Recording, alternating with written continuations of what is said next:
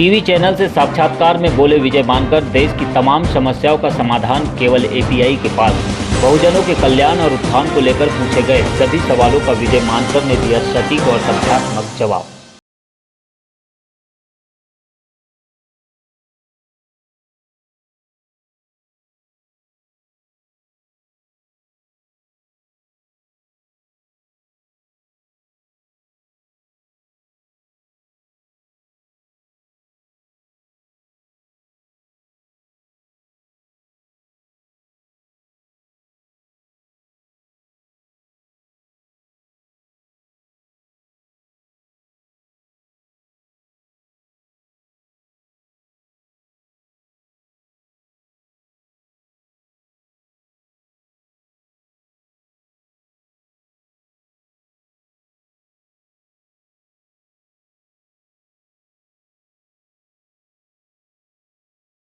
देश में रोजगारों की अगर उपलब्धता नहीं है, अगर देश का इकोनॉमी अगर इस तरह से जा रहा है, हम लोग अभी हाल ही में जो रुपये का अवमूल्यन देख रहे हैं, जो अभी डॉलर के मुकाबले अभी वो 70 रुपये से भी कम हो गया है, मतलब ज़्यादा हो गया है, तो आपको क्या लगता है कि इस पूरी स्थिति में इकोनॉमी कैसे होगी? नहीं, ये तो करेंसी वॉर का इशू है, डिवैल्यूएशन ऑफ रुपी जिसको बोलते हैं, कि दूसरी करेंसीज जब डिवैल्यूएट होती है। देखिए, अब चाइना ने भी अपनी करेंसी को डिवैल्यूएट किया, और डिवैल्यूएशन इसलिए करते हैं कि ताकि एक्सपोर्ट सस्ता हो, और एक्सपोर्ट ज़्यादा होता है तब फॉरेन करेंसी उनको मिलती है, उनकी जीडीपी में ग्रोथ आता है। तो this is a currency war. Currency war को हमको डिफरेंट ढंग से डील करना पड़ेगा। दूसरा, अगर मोदी जी डिमोनेटाइजेशन नहीं करते, जिसका कोई खास रिजल्ट नहीं आया, 3% जीडीपी हमारा चले गया, 4.5 लाख करोड़ रुपए लूज़ कर दिया हमने, तो शायद रुपया इतना नीचे नहीं गिरता था। समझ रहे हैं आप? ये दो इशू है। जहाँ तक आपने इकोनॉमी की ग्रोथ की बात कही, देखिए 3 सेक्टर्स होते हैं, एक प्राइमरी सेक्टर है, दूसरा सेकेंडरी सेक्टर है, तीसरा टर्शरी सेक्टर है। प्राइमरी सेक्टर यानी मोटे तौर पे आप एग्रीकल्चर पकड़िए, सेकेंडरी सेक्टर को इंडस्ट्री एंड मैन्युफैक्चरिंग पकड़िए, सर्विस सेक्टर में तमाम सेवाएं पकड़िए। तो आप एग्रीकल्चर सेक्टर को अगर एग्रीकल्चर इंडस्ट्री बनाना है, जैसे बाबा साहब का भी व्यू था, तो स्वामीनाथन कमीशन के जो रिकमेंडेशन है, बहुत बड़े रिकमेंडेशन है। वो केवल इतना नहीं कि डेढ़ पट जो है आप ज़्यादा प्राइजेस दे दो। स्वामीनाथन कमेटी ने लैंड रिफॉर्म्स की बात की है, माइक्रो इरिगेशन की बात की है, आपकी मार्केटिंग की बात की है, एग्रीकल्चरल प्रोड्यूस की, उसकी स्टोरेज की बात की है, माइक्रो क्रेडिट की बात की है, और उसके साथ में एग्रीकल्चरल प्रोड्यूस की भी बात की है। एक बहुत बड़े 50 रिकमेंडेशंस है। तो स्वामीनाथन कमीशन का रिकमेंडेशन जब तक जो है लागू नहीं होगा, तब तक के आपकी एग्रीकल्चरल सेक्टर में ग्रोथ नहीं आएगा। पहली बात, 56% जो लोग हैं अभी भी आपके एम्प्लॉयमेंट में एग्रीकल्चर पर डिपेंड है। तो 56% लोगों के लिए जब तक आप एग्रीकल्चर इंडस्ट्री डेवलप नहीं करते, जो बाबा साहब का भी व्यू था, और स्वामीनाथन कमीशन भी उस दिशा में काफ़ी आगे की बात बोलता है, तो तब तक आपका जो प्राइमरी सेक्टर में इंप्रूवमेंट नहीं आएगा। मैन्युफैक्चरिंग सेक्टर में देखिए, आप जब तक हाई क्वालिटी और अफोर्डेबल प्राइजेस में मैन्युफैक्चरिंग नहीं करेंगे और आप एक्सपोर्ट ओरिएंटेड इकोनॉमी नहीं बनेंगे, तब तक जॉब क्रिएशन नहीं होगा। देखिए चाइना ने क्या किया, चाइना आज दुनिया की हर चीज़ बना रहा है, क्वालिटी प्रोडक्ट बना रहा है, और सीधे आधे से कम दामों में बेच रहा है। इसके वजह से चाइना में जो है वो एम्प्लॉयमेंट क्रिएट हुआ, और 70 करोड़ लोगों को चाइना ने गरीबी में बाहर निकाला। पूरे वर्ल्ड हिस्ट्री में आज तक नहीं हुआ है। तो आपको जो लेबर इंटेंसिव ग्रोथ मॉडल है, उसको कैपिटल इंटेंसिव मॉडल के साथ फ्यूज करना पड़ेगा। अभी देखिए जॉबलेस ग्रोथ हो रही है, लेकिन भारत का जीडीपी बढ़ रहा है। भारत के 100 लोगों के पास एक बजट ट्रांसफर हो गया मोदी जी के पिछले इसमें कार्यकाल में।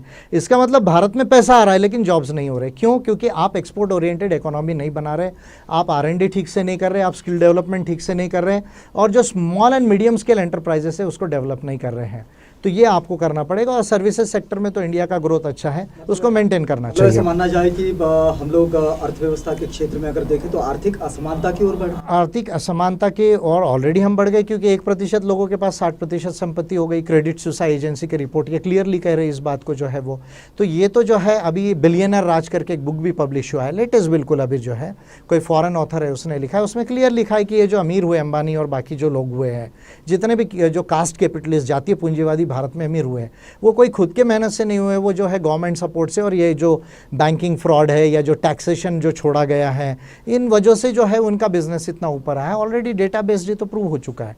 तो कास्ट कैपिटलिज्म में ऑलरेडी हम एंटर हो चुके हैं। तो फिर हम लोग जो देखते हैं कि ये पूरा जो कास्ट कैपिटलिज्म जिसको आप कह रहे हैं, या फिर इस कैपिटलिज्म को कहें, तो ये पार्लियामेंट्री डेमोक्रेसी को रखेगा कहाँ? ये पार्लियामेंट्री डेमोक्रेसी तो अभी मेरे हिसाब से आपकी डेमोक्रेसी जो है वो प्लूटोक्रेसी हो गई और ब्राह्मणोक्रेसी है। जब तक इलेक्टोरल सिस्टम आपका नहीं जो है वो सुधरेगा तो अच्छा आदमी जीत के ही नहीं जा सकता है। जब तक आपका इलेक्टोरल सिस्टम नहीं सुधरेगा, अच्छा पढ़ा लिखा व्यक्ति, माइनॉरिटीज़ के लोग अच्छी पार्टी जीत के नहीं जाएंगे। जब तक आप जीत के नहीं जाएंगे आपको पॉलिसी बनाने का अधिकार नहीं मिलेगा, लॉ बनाने का अधिकार नहीं मिलेगा। तो तब तक कास्ट कैपिटलिज्म है और कास्ट डिस्क्रिमिनेशन बना रहेगा देश के अंदर में। इसलिए इलेक्टोरल सिस्टम को चेंज करना बहुत ज़रूरी है देश के अंदर में। इलेक्टोरल सिस्टम सुधारना पड़ेगा, जुडिशियल अकाउंटेबिलिटी को बनाना पड़ेगा, ओम्बुड्समैन को बनाना पड़ेगा। इसके साथ में आपके इलेक्टेड रिप्रेजेंटेटिव्स और मिनिस्टर्स को हटाने का प्रोविज़न लाना पड़ेगा और कॉन्स्टिट्यूशनल ऑफेंसेस जो है एक्ट को लाना पड़ेगा। ये तमाम चीज़ें जब तक आप नहीं करोगे, 10 बड़े मेजर अमेंडमेंट कॉन्स्टिट्यूशन में लाना पड़ेगा। वही काम मैं कर रहा हूँ। ऑलरेडी मैंने जो है 3 क्षेत्रों में अमेंडमेंट्स को मूव किया है और बाकी मैं 2019 के बाद करने वाला हूँ। और अगर मान लीजिए API के 5-10 भी MP जीत जाते हैं तो फिर आसान हो जाएगी ये चीज़। एक पैरेलल एक्शन हमने अभी जो देखा जंतर मंतर पर कैसा सोचते हैं आप संविधान को लेकर? जो संविधान को जलाया गया, जी। नहीं, मैं उस दिन भी कहा, एक तो देखो ये करना बिल्कुल सही नहीं है, ये तो एक ऑफेंस है। Prevention of insults to national honours act 1971 के तहत ये ऑफेंस है। दूसरा IPC 504, 505 के तहत ऑफेंस है, 34 के तहत ऑफेंस है, 120B के तहत ऑफेंस है। तो और भी सेक्शंस है जिसके अंदर जो हुआ होगा उसमें ऑफेंस है और IT एक्ट में भी ऑफेंस है। भारत के संविधान को जब आपको अमेंडमेंट करने का प्रोविज़न है, भारत के संविधान में क्या होना चाहिए क्या नहीं होना चाहिए, जब ये बोलने की आज़ादी आपको कॉन्स्टिट्यूशन स्वयं देता है, तो कॉन्स्टिट्यूशन को बर्न करना मैं समझता हूँ कि ये जो है क्रिमिनल ऑफेंस है। अकॉर्डिंग टू लॉ में प्रोसीड होना चाहिए। लेकिन मैंने जो दूसरी बात कही कि क्योंकि ये कॉन्स्टिट्यूशन चेंज करने की बात कर रहे हैं लेकिन कर नहीं पाएंगे, क्योंकि उसके ऊपर मैंने कहा कि सुप्रीम कोर्ट के जब तक बेसिक स्ट्रक्चर डॉक्ट्रिन है, केशवानंदा भारती से लेके कोलको वर्सेस मद्रास, जो state of Madras plus human rights international law, तब तक आप डिरोगेटरी वे में कॉन्स्टिट्यूशन को चेंज नहीं कर सकते।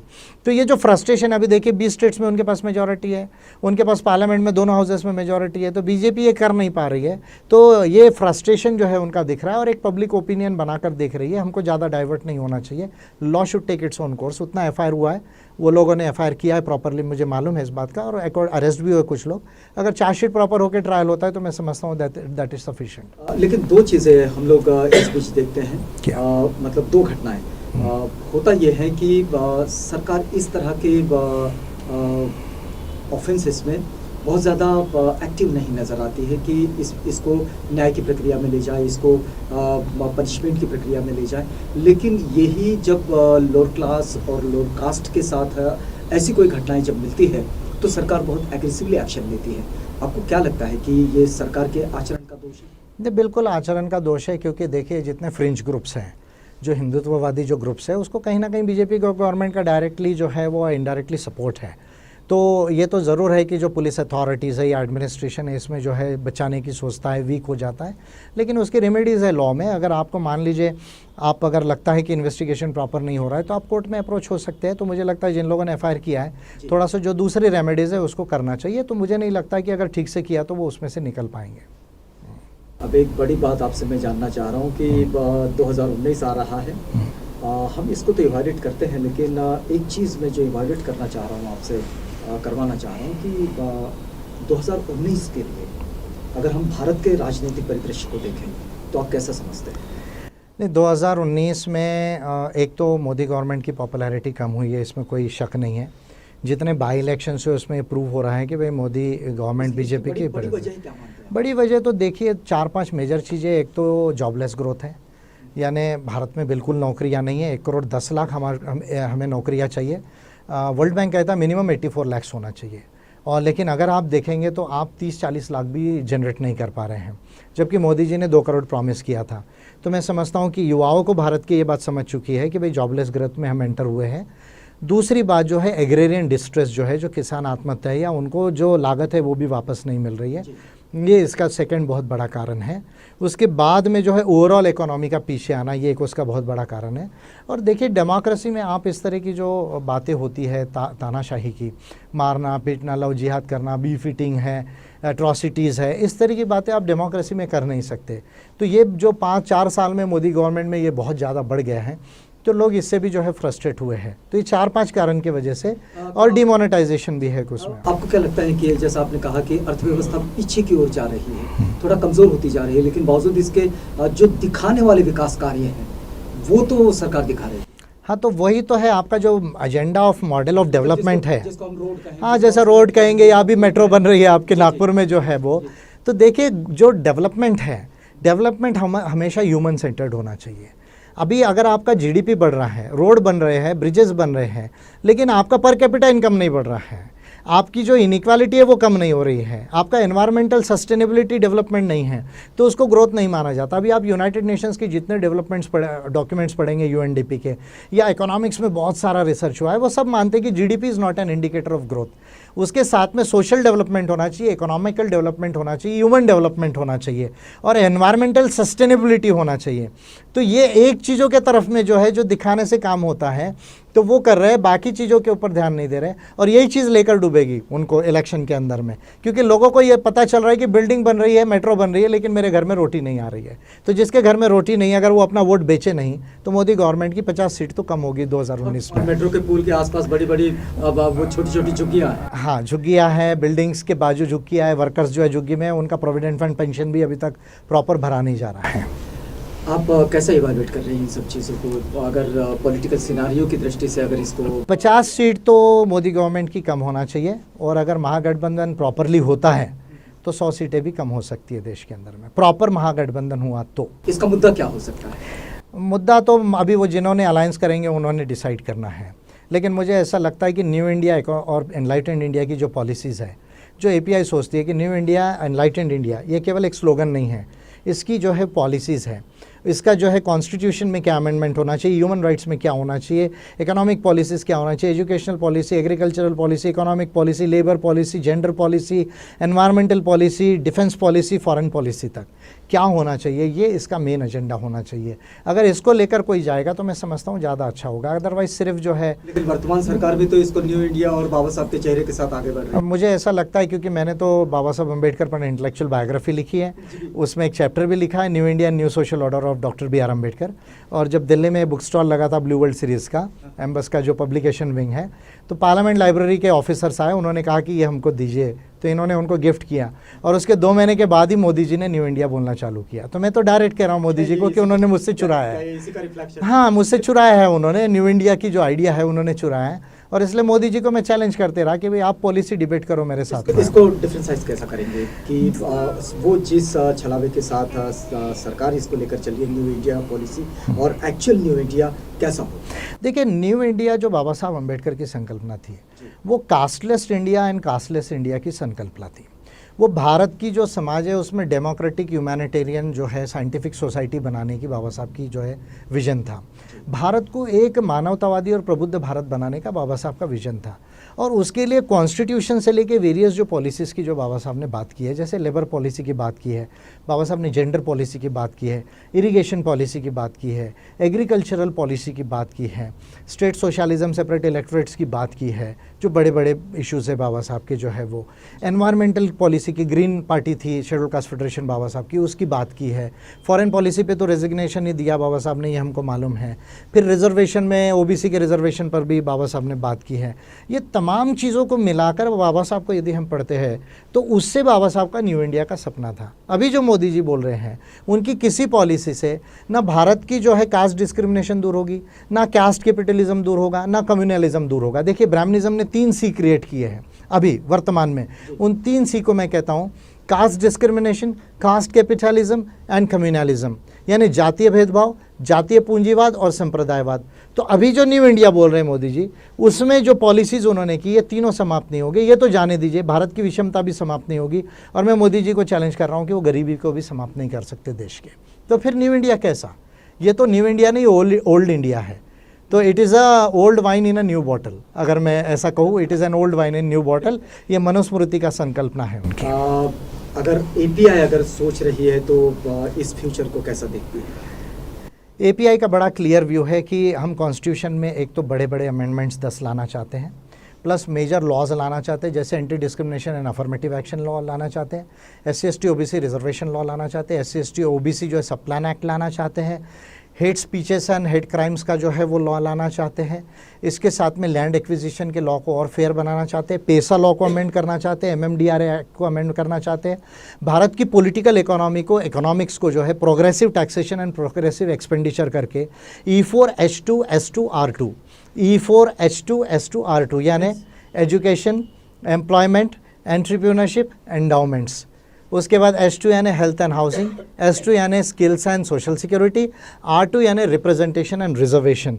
हिंदी में समझा देता हूँ, एजुकेशन यानी शिक्षा, एम्प्लॉयमेंट यानी रोजगार, एंटरप्रेन्योरशिप यानी उद्यमशीलता, एंडाउमेंट्स यानी संपत्ति, H2 यानी हेल्थ यानी स्वास्थ्य, हाउसिंग यानी आवास, सोशल सिक्योरिटी यानी सामाजिक सुरक्षा और स्किल्स यानी कौशल और रिप्रेजेंटेशन यानी प्रतिनिधित्व और आरक्षण। ये फार्मूला अगर इसके आधार पर नीति बनाई जाए और प्रोग्रेसिव टैक्सेशन यानी जिसके पास ज़्यादा पैसा है उससे ज़्यादा परसेंटेज में टैक्स लिया जाए और प्रोग्रेसिव एक्सपेंडिचर यानी जो एक्सपेंडिचर है E4H2S2R2 पर किया जाए, अगर प्राइमरी सेक्टर, सेकेंडरी सेक्टर और टर्शरी सेक्टर को प्रॉपर डेवलप किया जाए बैलेंस करके, जिससे ग्रोथ भी हो, इक्विटी भी आए, जॉब्स भी आए और भारत का जो है वो कल्याण हो, अगर ऐसा मॉडल किया जाए तो न्यू इंडिया बनेगा, तो एनलाइटेंड इंडिया बनेगा। ये पॉलिसी और किसी पार्टी के पास नहीं है, वो API के पास में है। API इसको कैसे इम्प्लीमेंट कराएगी जब API का प्रतिनिधित्व नहीं? अभी तो इसीलिए तो चुनाव की तैयारी चल रही है। आपको लगता है कि ये जो मैंने ह्यूमन राइट्स बनाया या इंडिजिनस राइट्स का जो डिक्लेयर किया है, देखिए अभी तो मैं जो कर रहा हूँ वो ह्यूमन राइट्स इंटरनेशनल लॉ के अंदर बाइंड कर दिया है इनको, या पकड़ के रखा है। यानी मोदी गवर्नमेंट, BJP गवर्नमेंट आज कुछ कर नहीं सकती है। अगर वो ह्यूमन राइट्स का वायलेशन करने जाएगी, कॉन्स्टिट्यूशन का बड़ा वायलेशन है, छोटा छोटा तो चलेगा, तो API सबसे ज़्यादा इफेक्टिव एक्शन इस पर ले सकती है। लेकिन democracy is after all about the मंडल, क्योंकि देखिए आप एक तो विद इन द कंट्री आपको पिटिशनिंग सिस्टम का राइट है। एक सुप्रीम कोर्ट के अलावा एक पिटिशनिंग सिस्टम है हमारे देश में कि आप पार्लियामेंट को पिटिशनिंग सिस्टम कर सकते हो, आप गवर्नमेंट को पिटिशनिंग सिस्टम कर सकते हो, ह्यूमन राइट्स कमीशन को पिटिशनिंग सिस्टम कर सकते हो। ये एक आपको रेमेडी है। और फिर अगर मान लीजिए ये चीज़ अगर इंडिया में सॉल्व नहीं हो रही है तो you can approach up to the United Nations. ये इसका भी रास्ता होता है, पर उसका ग्राउंड वर्क होता है। वो ग्राउंड वर्क मैंने तैयार करके रखा है और इसलिए मैं भारत के लोगों को निश्चित तौर पर कहता हूँ कि भाई आपको डरने की ज़रूरत नहीं है। छोटी मोटी प्रॉब्लम्स भले ही ये लोग करेंगे, लेकिन मेजर वायलेशन अगर करने जाएंगे तो API जो है इनको छोड़ेगी नहीं। मैं ह्यूमन राइट्स के इंटरनेशनल लॉ के तहत इनको बाइंड करके रखा है। ज़रूरत होता है तो हाईएस्ट लेवल तक उसको हम लोग टेकअप करेंगे। लेकिन जहाँ तक आपने कहा कि इन चीज़ों को करने के लिए नंबर गेम की ज़रूरत होती है, और नंबर गेम अगर नंबर आ जाए तो करना आसान हो जाता है। तो अभी हमारा फोकस है कि हम 3 राज्यों में, 3 स्टेट्स में इलेक्शन है, वैसे 4 में, लेकिन हम 3 में ज़्यादा अच्छे से लड़ रहे हैं, मध्य प्रदेश, छत्तीसगढ़ और राजस्थान में। हम कोशिश करेंगे वहाँ हमारे बगैर जो है वो इलेक्शन पूरा नहीं हो। और लोकसभा के अंदर हम फोकस कर रहे हैं कि हम कम से कम 5 से 10 सीटें जीते देश के अंदर में। क्या इन तीनों स्टेट में आप अलायंस करना चाह रहे हैं या फिर इंडिपेंडेंट? अलायंस BJP कांग्रेस के साथ बिल्कुल नहीं होगा, क्योंकि मैं उस दिन भी बोला, मुझे बहुत दिनों बाद कांशीराम जी की याद आई। वो कहा करते थे कि एक सांपनाथ है और एक नागनाथ है, और लोग कहते कि सांपनाथ को पकड़ते ना, फिर नागनाथ को छोड़ते, नागनाथ को छोड़ते सांपनाथ को पकड़ते। पॉइजन तो दोनों से होता है, डेथ दोनों से हो सकती है। तो मेरा पॉलिटिकल लाइन क्लियर है API का कि सांपनाथ नागनाथ यानी A and B team of Brahminism, इससे किसी तरह का अलायंस नहीं करना है। जो पार्टीज़ इनसे भी अलायंस कर रही है उनसे किसी तरह का कॉपरेशन नहीं करना है। लेकिन देश में छोटी अच्छी पार्टीज़ अगर वो चाहेंगी तो उनसे अलायंस किया जा सकता है। आपको क्या लगता है, अगर इसको नंबर गेम की दृष्टि से अगर इस चीज़ का मूल्यांकन किया जाए तो आपको नहीं लगता कि ये वोटों का बाइफरकेशन होगा? नहीं, वोटों का बाइफरकेशन तो देखिए हर पार्टी को राइट है कि वो अपनी पॉलिसी के आधार पे वोट मांगे। और मुझे ऐसा लगता है कि देखिए अगर 2 पोल्स में भी अलायंस होगा तो भी दोनों पोल्स को मिला के 80-85% से ज़्यादा वोट नहीं होगा। यानी मान लीजिए अगर BJP का एक NDA अलायंस है और एक महागठबंधन अगर होता है तो भी 85% से ज़्यादा वोट नहीं मिलेगा। आज़ादी के बाद से अगर आप पॉलिटिकल परसेंटेज का अगर स्टेटिस्टिक स्टडी करेंगे तो no party in India has crossed 50% of the votes. किसी अलायंस ने भी 50% क्रॉस नहीं किया। मैं नेशनल इलेक्शंस की बात कर रहा हूँ।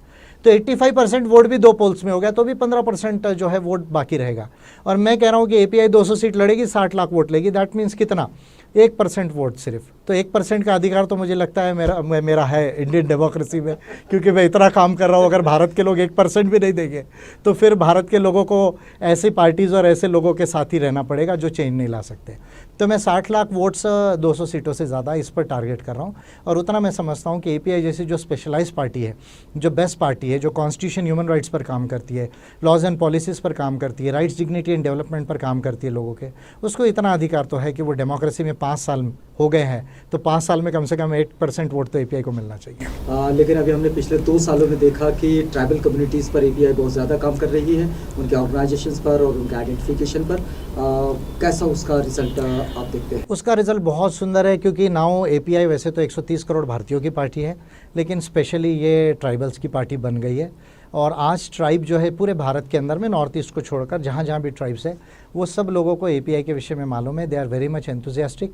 और आप इसका रिजल्ट भी देखेंगे कि छत्तीसगढ़ एमपी में आपको जो है अच्छा मिलेगा। और मैं ये एक्सपेक्ट कर रहा हूँ कि ट्राइबल सीट्स में बहुत अच्छा वोटिंग रहेगा एपीआई को। क्या राजस्थान भी एपीआई लड़ रहा? बिल्कुल, राजस्थान में 100 से ज़्यादा सीटें लड़ रहे हैं हम लोग, 100 से ज़्यादा। अगर वहाँ ए टीम बी टीम के बाहर का कोई अलायंस बनता है तो उसका एपीआई हिस्सा होगी? अभी तो कोई दिख नहीं रहा है, क्योंकि अभी अगर मैं थोड़ा सा नाम लूँगा तो बीएसपी का इंक्लिनेशन कांग्रेस की तरफ है, तो इसलिए मुझे लगता नहीं और कोई पार्टी है राजस्थान में। फिर तो एपीआई बसती है केवल पूरे राजस्थान में, तो अभी तो मुझे ऐसा लगता नहीं कि कोई और पार्टी बची है अलायंस के लिए। मतलब 3 स्तंभों के साथ ये इलेक्शन? हाँ, ऐसा है कि ये जो इलेक्शन है आप छत्तीसगढ़, राजस्थान, मध्य प्रदेश में देखेंगे, it will be between BJP, Congress alliance and API. इस तरह का ट्राइंगल दिखेगा आपको। आप कैसा देख पा रहे हैं? क्या लोकसभा इलेक्शन पहले हो सकते हैं? थोड़ा चांस कम लग रहा है, क्योंकि इलेक्शन कमीशन ऑफ इंडिया ने वही दिक्कत बताई वीपैट मशीन्स की, क्योंकि वीपैट मशीन उनके पास है ही नहीं है। और it requires a serious constitutional amendment also, 1 in nation 1 election के लिए। और कॉन्स्टिट्यूशन में अमेंडमेंट के साथ वेरियस लॉज में भी इसमें जो है अमेंडमेंट लगेगा। तो अभी तो मुझे लगता है मानसून सेशन चले गए हैं और विंटर सेशन जो है वो दिसंबर में होगा। तो अगर स्पेशल सेशन बुला के ऐसा अमेंडमेंट किया जाए तो ही पॉसिबल है, अदरवाइज पॉसिबल नहीं है।